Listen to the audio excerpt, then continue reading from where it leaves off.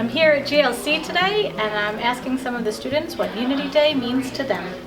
Unity means to me is like ending bullying and being respected to. Hi boys and girls, my name is Mr. Villacrez. I'm one of the school counselors here at GLC. I'm with Laura today. Laura, ¿qué significa el Día de la Unidad para você? Oi, meu nome é Laura e Dia da Unidade significa para mim todos nós juntos contra o bullying. All right, Tavon, what does Unity Day mean to you? What Unity Day means to me is kindness, acceptance, and inclusion. On Unity Day at GLC, we stand up for one another. And I'm just wondering what Unity Day means to you. What Unity Day means to me is it's a day where we get to end violence or any type of bullying, like cyberbullying or physical bullying.